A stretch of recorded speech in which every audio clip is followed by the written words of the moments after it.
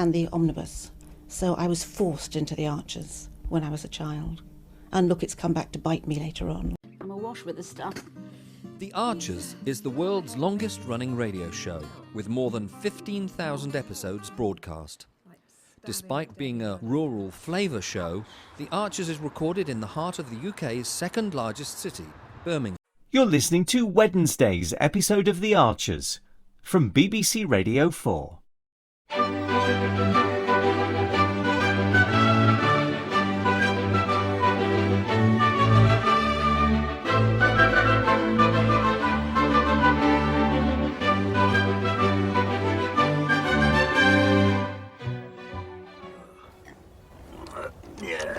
This post's a bit loose. I reckon we could do with replacing it, don't you think? Yeah, probably, to be on the safe side. Yeah, I'll put it on the list. Ooh. I think I stood up a bit quick there. I've got a bit dizzy. That'll be the late night. And the wine. Oh, I must admit, I did have a slightly sore head this morning. So much for a low-key New Year. Yeah. I blame you and Susan, your bad influences. If it wasn't for you two, I'd have been in bed by 10:30. Well, it was quite a party in the end, wasn't it? Even if it was just the three of us. It was fun. Thanks for having me. Not a bit of it. Thank you for coming. We were both pretty low yesterday before you rang about this sale. I thought we were in for quite a sad evening, actually, but it was good to see Susan laughing again. It's been a strange Christmas holiday, this one. Without George, you mean? Yeah. It's been a pretty rough few weeks, all in all. I don't think we've ever spent a Christmas and a New Year without getting the whole family together. It just doesn't feel right. I'm sorry. Yeah, thanks. It'll all work out eventually, I know that. When I was a young un myself, I used to imagine it, you know, family Christmases with a big extended family. Did you? Yeah. It was just something I always wanted. Can I ask you something? Yeah, of course. Did you always know you wanted kids? Yeah, I think I did. Were you from a big family? No, I wasn't. Well, rather, I don't really know. I might have been, I suppose, but I never knew my real mum or my dad. How come? Because, well, now, this is a story I didn't know I was going to tell today. You don't have to. Oh, no, I'm happy to. You see, when I was about 2 days old, I was left by my mother, presumably, on the steps of a bakery in Southport. No. Yeah. The baker's daughter got up one morning, opened her front door, and there I was. Transform your reading moments into something magical with our metal butterfly feather bookmark. Designed to captivate and inspire, it's the perfect blend of elegance and practicality. Gifted with love, this bookmark is ideal for teacher appreciation, book lovers, and anyone who cherishes the joy of reading. Whether it's Christmas, a birthday, or a simple thank you, it makes every occasion unforgettable. Crafted from high-quality alloy, this handmade treasure is lightweight yet durable, making it a stylish and functional companion for every book lover. More than just a page marker, it's also a beautiful desk decoration and a versatile piece for DIY crafts. Perfect for weddings, souvenirs, or even business gifts. Packaged in a premium gift box, it's ready to delight anyone on your list: teachers, co-workers, friends, or family. A thoughtful gift that speaks volumes about your appreciation and care. Give the gift of beauty and inspiration. The metal butterfly feather bookmark, because every reader deserves a touch of elegance. For more information, please look at the link in the description. What are you doing here? Oh dear. I expected hungover, but this is impressive. Oh, I'm not in the mood, Rex. There really was no stopping you with Rochelle's strawberry liqueur last night. You just come round to laugh at me, because I've got some important lying down in a darkened room to be getting on with. I've come for our New Year brunch. I've been shopping specially. Don't tell me you've forgotten. Of course I've forgotten. When did we agree that? Has Lily dragged you away from the boat at 2:45 this morning? Well, clearly we're going to have to reschedule. What happened to seizing the day? Grabbing life with both hands? Oh, it was the strawberry liqueur talking. No, you're not getting out of it that easily. Go on, go and get a shower and I'll throw shakshuka together. But what? Oh, it'll sort you out, I promise. Let me in. It's freezing out here.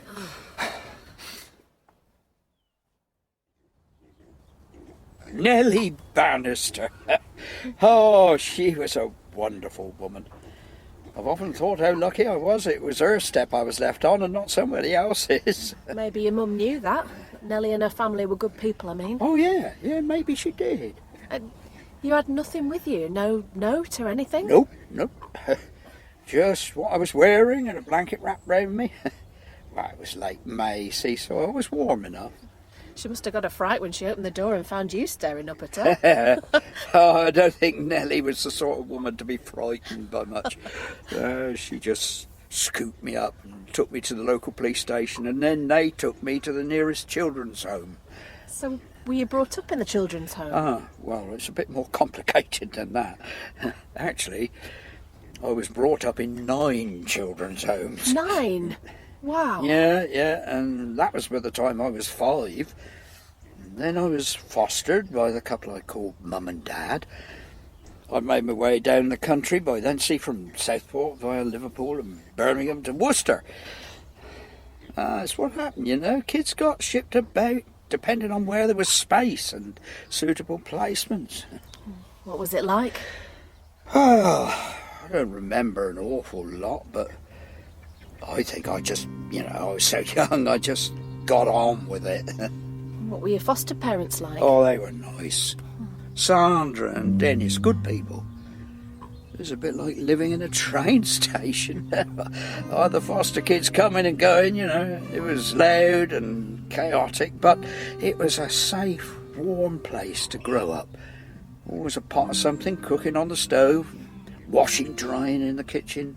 Shipping forecast on the radio. The shipping forecast takes me back every time I hear it. And how long did you stay there? Till I left school. They said I could stay on longer, but I knew the funding stopped then and they could use the space for other kids. And by then I started in Ambridge as a farming apprentice, see, so I could afford my own digs. So that's how you came here? Uh-huh. And are they still around, your foster parents? No, long gone, both of them. Yeah, they died long ago, one after the other. Tragic, really. Yeah. Did you ever meet your biological mum? Nope. When I was in the children's homes, I used to sit at the window and imagine her arriving, and when they moved me to foster care, I said, she can still find me, can't she, if she comes looking for me? Oh, Neil. But inside, I was terrified it might actually happen. This woman I didn't know turning up to take me away. It was the thing I wanted most in the world, and yet the thing I was most afraid of. But of course, she never came. Nelly Bannister kept in touch, though. The baker? Yeah, she used to come to the kids' homes with big bags of Eccles cakes and sausage rolls for us all. Yeah, I've often thought of her as I've got older. It was just a visit every few months, but it meant such a lot to me as a kid that this person was checking up on me, making sure I was all right. I wonder what happened to her. Oh, wish I knew. I like to think she's still around baking Eccles cakes and doing good deeds. Yeah. And speaking of cake, I brought some of our Christmas cake with me, so how about we check the last couple of posts and then we go and put the kettle on and warm up, eh?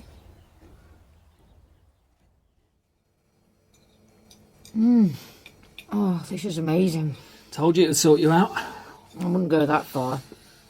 I mean, yes, the immediate threat of vomit seems to have passed, but I still can't move my head without feeling my brain bouncing around my skull. Ouch. Yeah, but it's all my own fault and I don't deserve sympathy. I was being sympathetic. I know, and it's making me feel worse. Go on, distract me with beavers. Okay. So, from what I can find out, the licensing process for an enclosure is quite drawn out and complicated. How drawn out? Like, how long does it take from start to finish? The feasibility study on its own takes up to a year. Mm-hmm. Then Natural England would have to approve us for a licence, and that's all before we can start installing the fencing. It's just so expensive. 60 grand minimum. I know. Not including maintenance, surveys, groundwork, paying for an expert. You're looking at 200 grand over 5 years. How does anyone manage to do it? I don't know. This is what the woman from Borsetshire Wildlife Trust was saying. The hoops you have to jump through, and all you're trying to do is reintroduce a native species. Maybe it's worth talking to her again. There might be other options. I don't think so. So, what do you reckon then? Well, we can't afford what they're quoting, and we can't afford to wait 18 months either. We give up, you mean? Oh, I don't know. I don't want to, but... Oh no. Are you alright? I don't know. I think it's the chorizo. Yeah, either that or the vast quantities of alcohol you put away last night. Oh, why are you being so mean to me?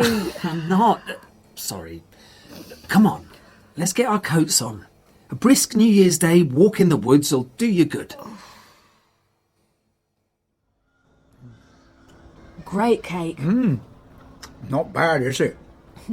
Worth feeding it with brandy for a month, eh? Definitely. Well, thanks for coming in. Much shorter work having the two of us here. And look, I'm sorry for going on. You didn't. I asked. And Neil, it was a privilege to hear about your childhood. I hope you didn't mind me asking questions. Of course not, no. It was good to talk about it. I don't often. It's not a secret. Susan and the kids know, and a few others, but I suppose I've always thought the past should stay in the past. Would you never try to find out about your birth, Mum? Now, I mean. No, I don't think so. No. Not that I'm not interested in where I came from, but I feel so content with the family I've got now that I don't have the urge to go rooting about in the past and disrupting things. No, I don't feel any blame towards my birth mother. Quite the opposite. I can only imagine how awful it must have been for her, leaving me on that step. You know what? I think you're amazing. I'm very fortunate is what I am. No, I mean it. To have been found by Nelly, to have been fostered by people who treated me like I was their own son, to have come to farming and a career that would see me through life, to have met Susan, to have had Emma and Christopher. So lucky. How are you feeling? You know what? Actually, okay. Told you. You did. Oh, I love these woods. Don't laugh, I do. I know you do. I do too. I know it's tough going sometimes, rewilding. Oh, life's work. Oh, several lives. True. But being here... I mean... Stand still a minute, Rex. There. Look. With the sun coming through the trees like that. The sound of the brook and the birds. You just feel... Oh, I don't know what. But you know what I mean? Yeah, I do. Are you laughing at me again? No. I'm smiling at your sudden enthusiasm for life. Half an hour ago, you're all doom and despair. It's being out here. Rewilding just is hopeful. It's our future and we have to hold on to it, push through the setbacks. Ah, so we're back to grabbing life with both hands, are we? Yes, we are. Rex, we can't just give up. Look at this site. It's absolutely perfect for beavers. Yeah, but the cost and the time it takes. There must be another way. Oh, wish we could just, I don't know, get a few beavers and release them. They lived here until the 16th century. You're a genius. Am I? That's it. All we have to do is get hold of some beavers from somewhere and let them go. Job done. Are you serious? Let's stop worrying about all the red tape and just do it. A wild release? Yes, Rex. A wild release.